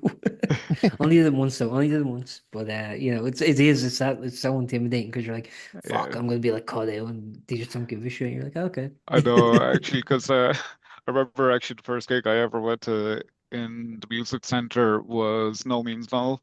Oh yeah, yeah. It was back in the late 90s, and I think I was maybe 16, 17 at the time, but it actually it was back like when we had, like, it was the ID that they had at the time was like this laminated green card, and I I think that was just still like, the same when I was 18. Yeah. I don't have it yeah. anymore, but like yeah, I think that was the time. It was just like, the one that you got from from your local Garda, like, that Yeah, was yeah. just That was like, my yeah, old yeah, card, no, yeah. sure, like, like, I heard, like, stories of like how they were, like, filling out for lads that were like, like guards were filling out for guys, like, the green ID card, and go like, oh, sure, I'll see you on the under 14s team, next weekend, like, kind of thing, like. But I remember going up with like my next door neighbor's one, and I got, that contact stuff that you use for covering school books, and I was Yeah. using that to like, kind of basically stick my own picture on top of his. And that was, yeah, I got in with that. Like, it was actually, but it was like, it was really shitty looking, like, because, there was Mm. all this, like, air bubbles and everything in it. Like, it was, yeah, but it was kind of like, well, I'm after coming all the way up from Tullamore. Like, I have to get in, Yeah. like, I have the ticket bought and everything. Like, I can't go home, like, without seeing them, like, or whatever. Yeah. It'd be shit if Yeah. you did that trek and then like they didn't even ask after all the effort. You're like, oh. Yeah. I don't think they did actually. I think I managed to. Yeah, I don't know. I think they were. I don't know, having an argument with someone, so I managed to kind of sneak in past Yeah, that or did something. you? I don't know. I think it actually worked out okay. Like it was actually, but yeah, like well, I do remember when I was living in town back, you know, I don't know, like around 20 years ago. I do remember, was it the Ambassador Theatre? I think used to do like a lot of like, was it like over 14 shows where there was no Yeah, they alcohol did all served and Yeah, stuff yeah. like ages. that. They actually, yeah, they Yeah, hosted Bad Religion, for example, and that was all ages yeah, as far as I remember. yeah. No, I was actually no, it wasn't at all ages. It was 18s, like because I remember about a month before that, No FX played in I want to say the Red Box, It was the Redbox, yeah. and I was like 17 and like 51 weeks, like Yeah. so I couldn't go to it, like, but Bad Religion was on a couple of weeks later, like, so that was my first over 18s gig to get into legally, like, Cool. so that was an amazing show. Oh man, I wish I was at that. That was for the Empire, wasn't it? Empire Strikes Yeah, yeah. First. I would love to see that. They're Uh, a band. They need to come back here, man. If Descendants go, they could Yeah, definitely play. They could definitely play like the Olympia or something like that. They, if I even the yeah. think, yeah. Academy. Yeah, yeah, I think they get a decent crowd, all right, if if they play it again. Because yeah, I don't know, I've never seen them. And I didn't actually get into them really until kind of way out. I think I got into them around the time New Maps of Hell came out. I think yeah, was yeah. that the one? 2007. Hmm. Yeah, yeah, about that. Yeah, I didn't get into them until then. Like, but that's yeah, that New Maps of Hell is a brilliant album. Yeah, it's like a Um, Hmm. metal record. It's like their closest thing to a metal record. yeah, yeah. Oh, but like, yeah, I think what I loved about it as well is just all the harmonies and stuff like that that they Yeah. have like kind of going on in the background. Like, Oh Yeah, yeah. man. I yeah, love it, man. Their melodies are quite gothic. Like if you listen to their first album, like How Could That Be Any Worse, and you listen to that, like some of them, like and even like the song Suffer, I mean, just like their Hmm. harmonies are just like, so like wailing and kind of I don't know, heartbreaking almost. yeah. Yeah, yeah, no, I know what you mean, yeah. Yeah. Anyway, guys, I'll try not to take up too much more of your time. I was just going to ask a little bit. Actually, you mentioned playing Tullamore there. What's it kind of like? I guess getting to play outside of Dublin and stuff because I think there's great pockets coming up kind of everywhere. I'm seeing like kind of pretty much every kind of avenue of Ireland being kind of explored. There's some kind of like venue now pretty much everywhere. Within, let's Yeah. say, at least a 20-kilometer radius, there's like some venue that bands can play, tour, and actually have a crowd. I forget who I was talking to, but I was talking to an artist one time, and they were saying they actually kind of prefer some of the bands outside of Dublin. Sorry, some of the crowds outside Dublin because it's a bit more appreciative. Whereas in Dublin, sometimes there's a lot of like vying for Stand competition, the arms and folded. people can be kind of apathetic because it's like, well, this is just one show of like four I could be at tonight, whereas Yeah. in some Mm. places like this is the kind of thing that's on tonight. And I wish more places were like that. I wish more places had the kind of like bands could tour consistently around the place. Like I think that'd be great, but some bands are doing it. I don't know if you guys are familiar with the band Pebble Dash from Cork, but they're I've heard of them. Yeah. Yeah. yeah, they're great guys. I've interviewed them for this, and I saw recently they were doing like a nationwide tour. The band Really Good Time is another one I interviewed for the Goo. They're doing a nationwide tour, so it's like, rather than just doing like Belfast, Dublin, Cork, Galway, it's nice to have the kind of Waterford, or to have wherever Laois, Drogheda, I wherever. think is Yeah, like exactly. yeah, Drogheda's gotten massive lately. They're Mm. having yeah. like a lot of great shows there. So yeah, I mean, what do you guys think about like touring outside of Dublin, outside of Cork, outside the kind of like major musical epicenters within the Irish context? To be honest with you, like I mean, we haven't done a huge pile of shows as a band, so like most of them have either been in Dublin or Tullamore. It's kind Yeah. of like we've kind of gone between those two. Well, even there, Um, like, what do you see like the difference between those two places? well, I suppose when we go play Tullamore, there's a lot of friends and family that are there, like and all that. So like there's kind of it's you're kind of playing to a lot of people that you know and stuff like that. So it's kind of it's fun that way, like and you're it's kind of nearly more like just like a kind of a kind of a party night and a catch up night and all that. Like so it's Yeah. kind of yeah, it's nice that way. Like whereas yeah, I guess in Dublin You make that generally money, everyone's on the guest list. yeah, well it's generally it's free in anyway, so Sure. we're Yeah. not making anybody anyway. So it's like I'm just but joking. yeah Yeah, no but no, like we're lucky to have that venue there, like the yeah, John Jollies. Levy's. Yeah, they do a great job. Like they just always have totally different music on all the time. There's always something going on there, and Yeah. you know the crowd just they'll watch anything. You know, Yeah. if there's trad in the corner, they're happy with that. If there's some mad metal show going on in the back, that's all right too. You know, and Yeah. Even they're I actually love they have that. like spoken word nights and stuff like that there as yeah, well. Like yeah, techno nights and all that. Like it's really cool venue. It's even actually that guy Toby Carr, I think was playing down there, I think last week or the week before. They had Alabama Tree there over the summer as well. Oh well, yeah, Like, it's just yeah, that like it was we were talking to one of our friends, Tommy, there a little while ago, we were saying like it could either be like some weird techno night or like a hippie drum circle out the back. You don't really know what you're gonna be facing when you go in there. Like so it's really cool that way. And also as well, like John, the owner of the place, like put loads of money into it there over like when COVID was happening and all that, like just kind of yeah. really did up the venue and everything there. Last gig we played there was just at the start of October though, and it was like it got down to about -2. So it was just we're just absolutely frozen out of it. Like it was just What I would give for -2 right now. It's very cold at the moment.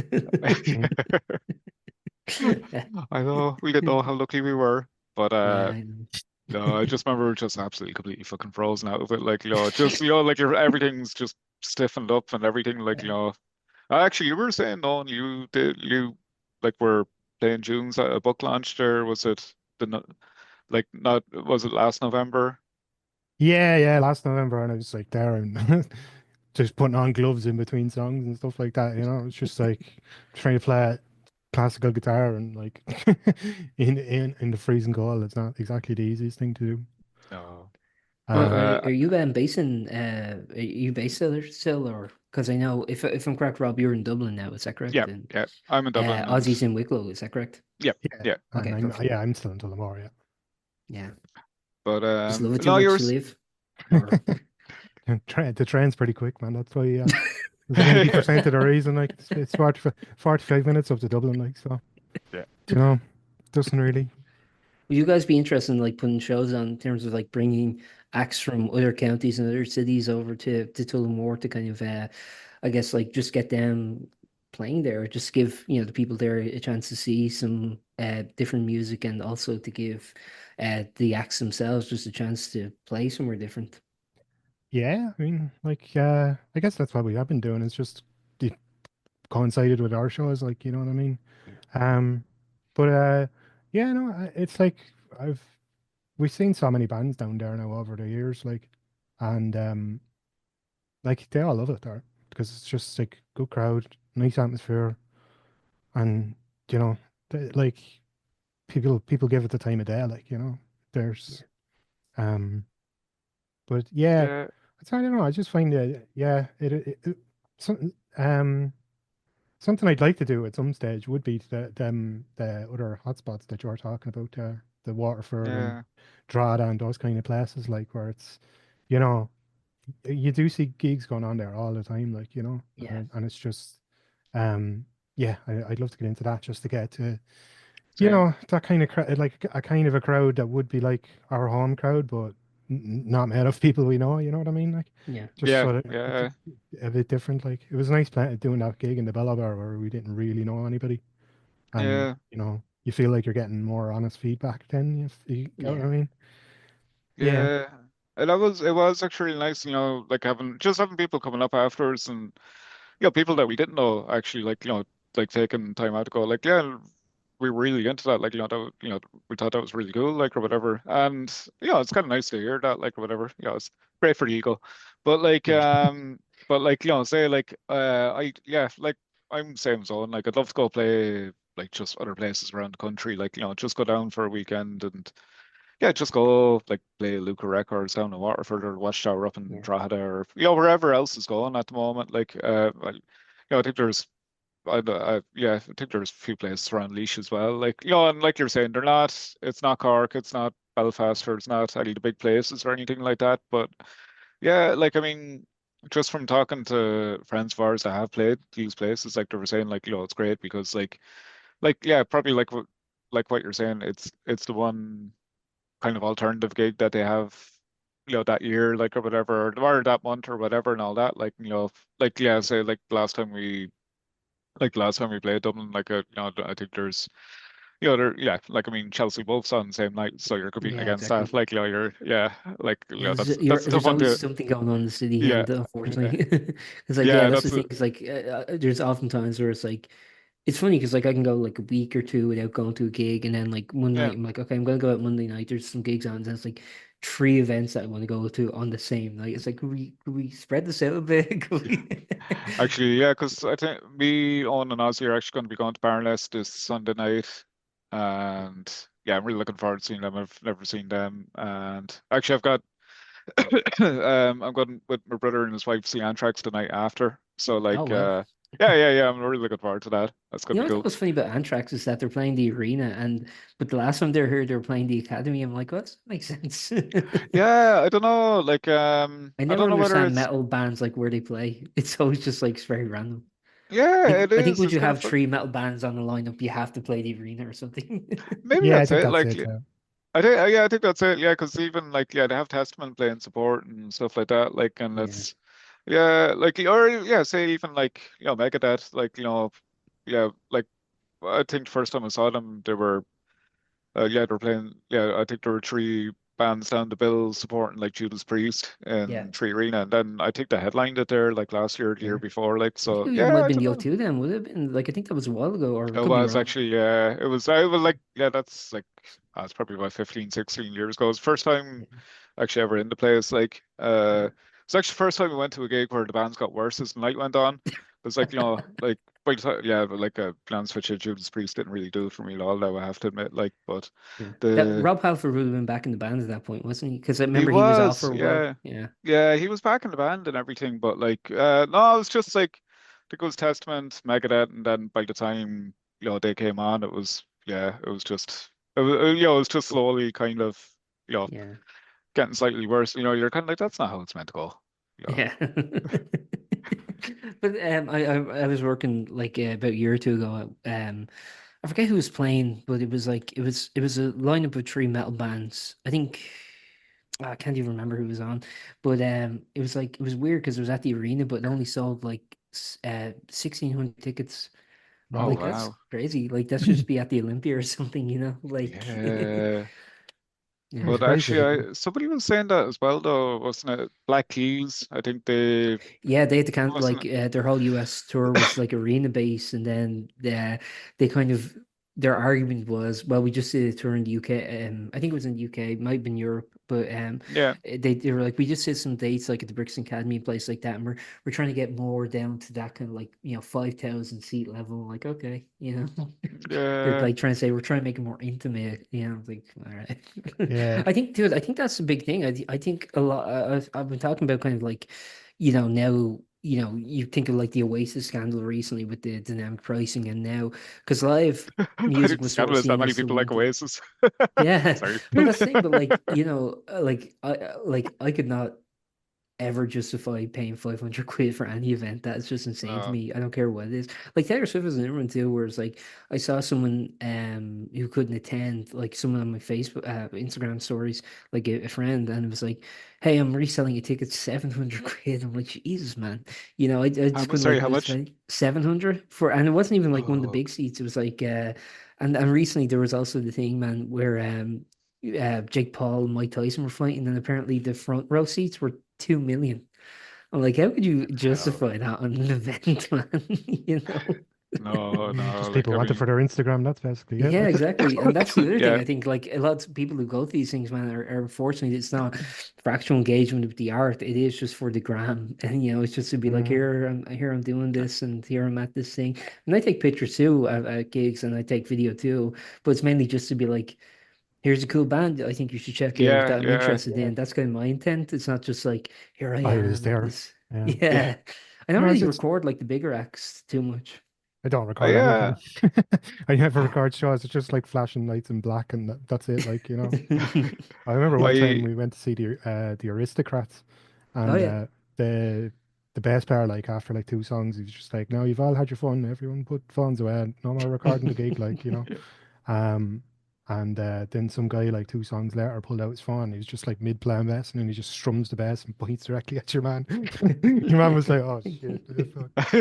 I loved seeing that. I emailed him afterwards and said, "That's great. I hate phones at shows," you know. And he was That's just what like, James Maynard Keynes does at his shows, because like with Tool they have like such a visual kind of presentation, and he allows them to do it for the last song. You can take your phones out and record it, Yeah. just have things, but "Hmm, like put it away. And he does it with his other band, Puts a Fire, and things like that, where it's like like you go to the venue and it's just like signs everywhere, no cameras, no phones. You will be ejected from the venue, and you're like, all right, yeah, sure." Yeah. Like I see that with the comedy gigs now as well. Like they're just because Yeah, they have the everybody things where you records put it. your thing in the Yeah, yeah, pouch. Yeah, yeah. Sure, it makes sense. Like, 'cause it's just by the time you get to release your show, like every bit of it's on the internet. Like, and yeah, Yeah. someone else has made a lot of ad revenue off it and that yeah. kind of thing. Like, yeah, no, Like yeah. sure.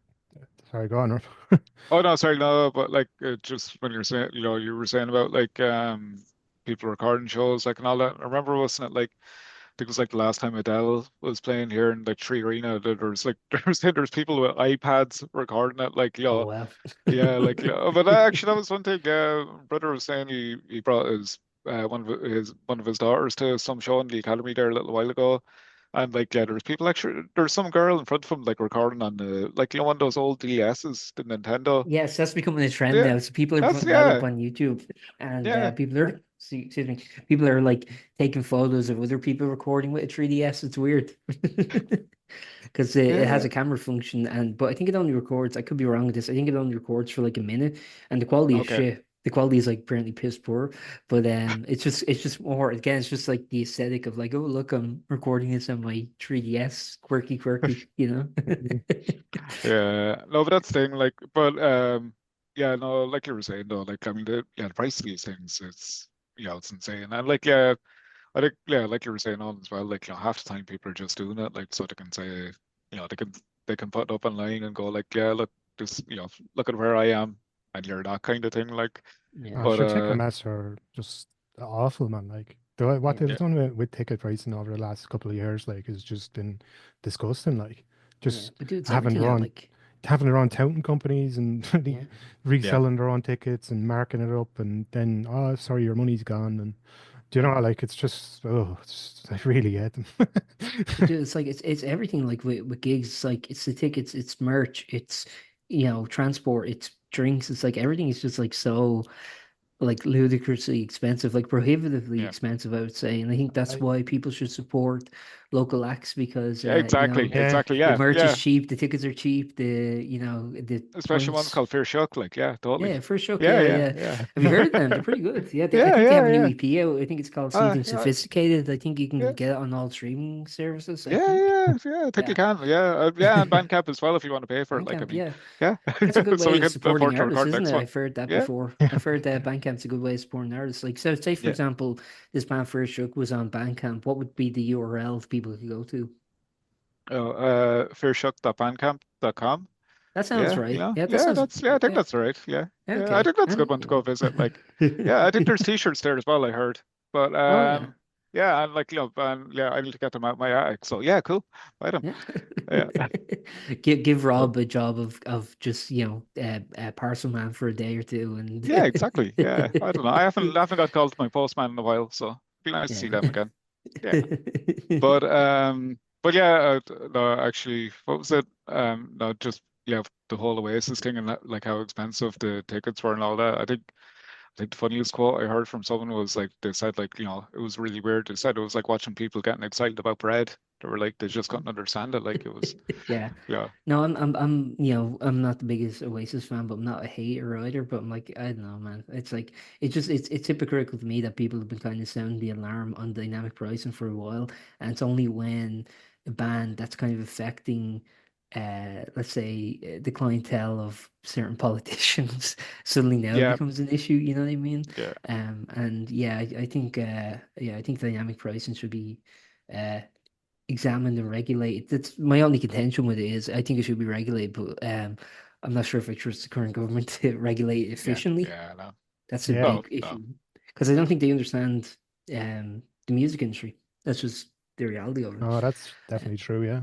yeah, And then I think there's I think they have vested interest there. There's probably lobbying, but people Yeah. lobbying them as well to kind of keep all this in place. So yeah, I'd say yeah, they probably don't have any real appetite for trying to do it. But then, it's like you're saying, they yeah they don't really understand the music industry, and also as well, like I mean, a few people have brought up this point as well that in terms of even licensing laws and stuff like that, they're still fairly arseways in Ireland. Yeah, man. I mean, they've been doing that like since COVID. I mean, it was like, I remember interviewing the guy who runs the Sound House. I did an article for the Daily Star years ago, and he was yeah, talking about because they were doing a revamp for the Sound House and they're advertising that, and he was like, "Yeah, and it's gonna be great." And he said, "And now with the new licensing laws coming in, we'll be able to stay open until like 6 a.m. or whatever." And that was like 2021, I want to say, and it's like now yeah, it's still three no years sign of later, it. and it's just like it's still 2 o'clock. Yeah, yeah, and that's the thing. Even though like Sorry, what? I was like I remember I was walking around Dublin last October, like, and I was just like walking around looking for a pub to go into, and everywhere was closed by 12, I want to say. Yeah, Yeah, yeah. Yeah, like I was just like shocked. Like there was always somewhere open, you know. You go somewhere until 3 or 4 o'clock in the morning, and then they brought in that law, and I was like, all right, they did the old switcheroo. They brought in this law, but you have to get a special license, and now everywhere has to close early. That kind of Yeah. stuff, like, yeah. Well, we have yeah, we have a general election coming up on the 29th to make it the number one priority. Don't vote for anyone who doesn't want to bring in a new licensing law. yeah. Well, that's the thing. It just seems like odd as well that yeah, they would be in favor of just having everyone going out onto the street at like 2 o'clock, half two or whatever, Yeah, and fighting for taxis and whatever else. yeah. It's I don't know how they haven't kind of come to the conclusion that having a huge mass of people all spilling out onto the street at one time, and also trying to slam as many drinks into them as possible before that time comes, and then kicking them out, and then having kind of not much in the way of transport home or anything like that. That's another big issue too. And Yeah, I mean, like the yeah, transport thing too. I remember New Year last year, like they extended Lewis till like 2 in the morning or something, and like it made yeah, such a huge difference, in the Christmas yeah, rush and the New Year's rush, just having it on for an additional 2 hours, and they were like well manned because they put a lot of security on for that time too. And like, it'd be great if they could do this, but apparently, I remember looking into it. The reason they can't, they claim, the Lewis say they can't, have a 24-hour service because they do maintenance in those hours. So oh, that's why. okay, Yeah, that's all their right, argument. Just put okay. one on. Put one on every half hour even. Yeah, Yeah. yeah, Could be like a I know. nightling kind of thing. Yeah, yeah. I mean, it'd be Yeah. great to have that. Yeah. Yeah, All right, but guys. yep. All right. We've solved all the problems in We society, have. I think. Yep. Just anything you guys would like to add before we wrap up? I mean, new EP is out now, something sophisticated. You can get it, on all the streaming services, but preferably Bandcamp, where you guys Yeah. will get a bit of the moolah, a bit of the kickback. Support independent artists, support self artists who are self-releasing, but listen to it on Spotify first, and if you like it, give them throw them some money. You know what I mean? Throw. But Yeah, beyond give that, us some like money so we can afford to record the next one. Yeah. yeah, exactly, yeah. Yeah. Actually, how is it different kind of recording this EP versus in Windmill Lane actually? Yeah, it was quite different, all right, yeah. So you're like, you're in a big, huge studio, and that piano over there was played by David Bowie, and you're just like uh trying and freaking out, like, just trying not to Yeah. mess things up, and it's just it was a nervous old affair, I'd say. Um, I don't ever really get nervous playing shows, like, but doing something like that, it's just like you have to get exact, like, you know what I mean? There's no Yeah. like going back to it, like, and yeah, it was just like on the night we had a lot of issues, like there's problems with the desk, and we didn't really start recording until like I want to say 10 o'clock at Two. night or something like that. Oh, yeah, Yeah. yeah. And And then sure, once you start recording, everyone's coming out of the clubs and you have that bleeding in. I know yeah, it's a nice old spotlight, but it's a strange one as well. Like, very uh slightly outdated, I would say, in terms of stuff that's there. Like I mean, it was good fun, but it's like when you're going back in the second time, you're like, okay, I got all them problems out of the way. I know what I'm thinking and what I want and how I'm gonna go about it and that kind of thing. And yeah, it just went really smoothly with the second time, because we with knew, Shauny. yeah, it was just like we knew what we were doing.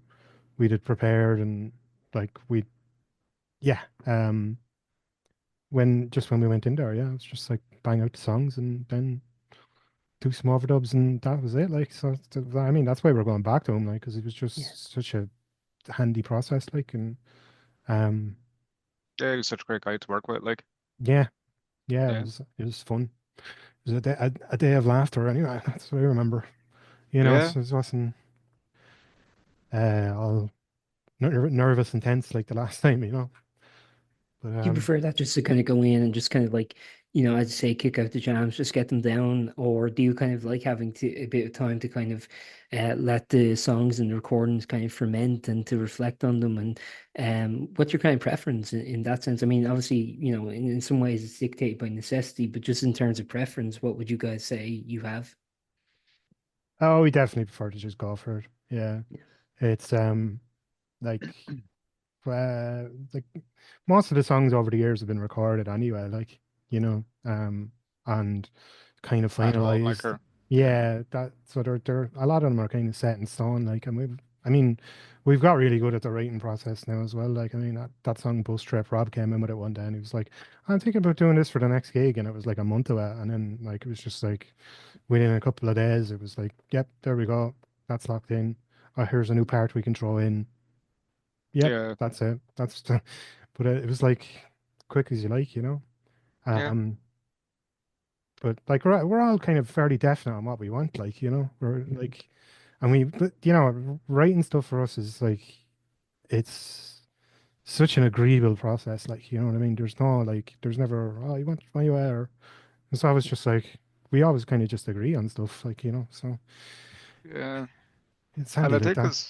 I think as well, like, you know, like we're all fairly competent musicians as well. Like, I think we're all pretty decent, musically as well, like and all that. Like, I was gonna say, like kind of I suppose not tooting or trumpet or whatever, but like, I think, I think we're all able to, like, we're all able to lock in fairly well and kind of work off each other and all that, and like, just kind of come up with stuff fairly quickly, come up with ideas fairly quickly, and Yeah. just even kind of do stuff that complements what the other person is working on and what they're doing as well. And even in terms of actually that, it was just actually on when you were talking about like the difference between recording in Windmill Lane and then recording with Shawnee. Hmm. Like one of the things was that like when we are doing Windmill Lane, it was our first time in the studio, and our first time trying to record stuff kind of professionally and working with outside people and all that. And like we were trying to do stuff like recording to a click track and all that like we just and it was kind of that was one of those things that we just realized doesn't work for us, Yeah, click because tracks like can be very distracting. yeah, and like we kind of found like like a lot of our stuff kind of like moves in and out of like kind of different tempos and Yeah. rhythms and all that. Like, so just like having, trying to play it to this like kind of, trying to play it to a click track and trying to play it to something there, something like that doesn't really work for us. And, I You think think like, it's kind of so standardizing the music to a degree that you don't like, or is that just me editorializing? no, No, yeah, no, that's fair. That's actually probably fair. No, sorry, not going on. yeah, no, I think you're right as well. Yeah. It's because it's just like there's so I know there's a couple of songs that we have. Actually, one of them we're going to record for the next EP, and it's just kind of a fairly straight up punk song, but like that kind of a song, I would be happy to record to a click track, because I know it's dead on the beat, like every bit of it is the same. But like with so many of the other songs, like there's you can feel the tempo is slowing down and speeding up, and then when you have the click track there, and you can't speed up or Mm. slow down, it destroys the vibe of the song. and it ends Yeah. up like you get this really kind of clunky performance where it's like you're thinking about that instead of just focusing on performing the song. Like, so Yeah. Yeah. you know, if I was to do anything like that again, where it was like, okay, we're going to be, you know, kind of on a grid, as it were, it'd be basically just I'm going to record the song on guitar by myself, and it's going to Yeah. have all them tempo changes in it, and then we can record to that track, as Yeah. opposed to click track, like, because it's just it doesn't it takes the feel out of our music, like, you know. Completely. I noticed that with a lot of things. Like I've seen people talking about seeing Pantera there a while back, like, and the boys were like, the songs are just like they're so different now because Yeah. everything's to a click and the whole show is like regimented, like.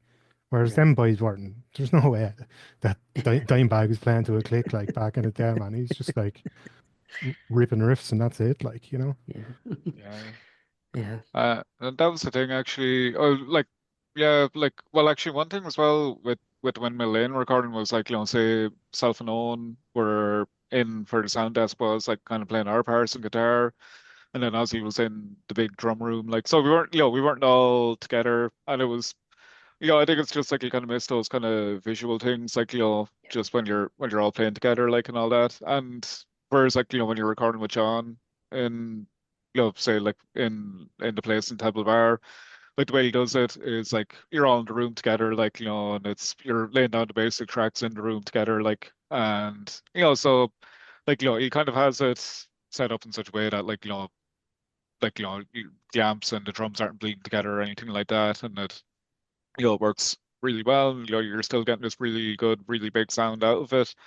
Um, but then yeah, you still have, like Owen was saying, like, you still have that kind of flow and everything that that we would have regularly with our music. Like, whereas like yeah, and that was the thing. Yeah, I think just trying to I think it's like, say if you've been playing for years in a certain way and then to try and change it overnight. Like, especially, we had like, I don't know, like we were booked in for one overnight session there in that studio. So like to try and kind of, you know, just like completely drop everything that you've been doing for years and then trying to force it into one particular way, for like an 8 hour session.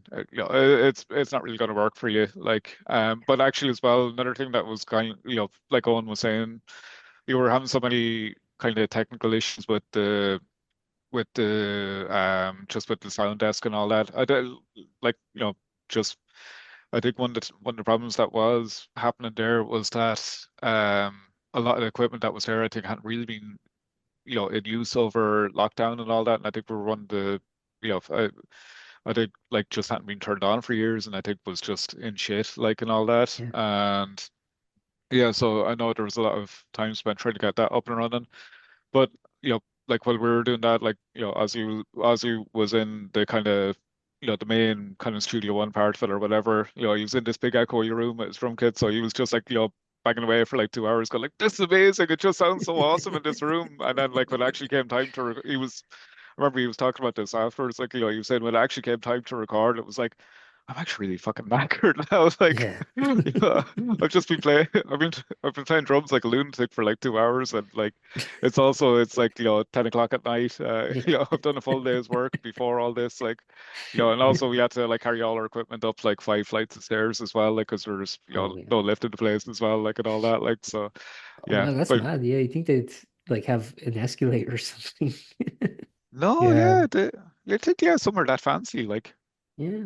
yeah. Because Like like I I can suppose. understand this on an elevator might be a bit much, like based on the structure of the building. You haven't been there, so like I don't actually know. But like an escalator, you could probably install. It's a big winding staircase, like, so. Oh, really? It's one of Yeah, those like Yeah, it loops. yeah, Oh no, that's even yeah, worse. yeah, yeah. yeah. It That's the was thing, though. awful. Most of the people who record are like, I'm sure 50 Cent and Bono had people to carry their stuff for them, Yeah, like. yeah, that's Yeah, fair. yeah. I'm sure Bono wasn't looking at bass amp up there, like, Yeah,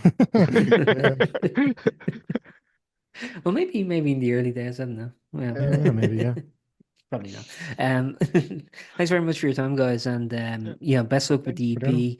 Best luck yeah, with that's everything you brilliant. have coming up, and stay in touch. Whenever you have Yeah, anything definitely. else, give us a show.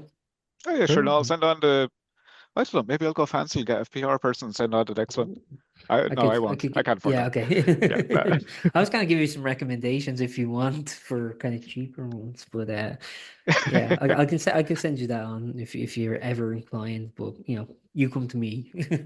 Grand. Yeah, perfect. All right, thanks very much, guys, and good night. I guess it's like 10:30. Half Okay. 10. Yeah. Yeah, it's Yeah, definitely bedtime now. wonderful. Oh, I think Ozzy's just about to join. No, I joked. Restart. See you guys there. All right, man. See you Take later. care. Thanks, Bill. Bye. All right, Thank see you. you on. Thank you for listening to that episode of postburnout.com interviews. We're an independent venture run by yours truly, and as I said at the beginning, liking, rating, subscribing and sharing really helps us out a lot. If you're feeling extra generous, we do have a PayPal donation link in the episode description, but don't feel obligated, of course. We've also begun releasing occasional exclusive episodes on Spotify, so subscribe there if you'd be interested in hearing those. Thanks again for listening, and see you next time.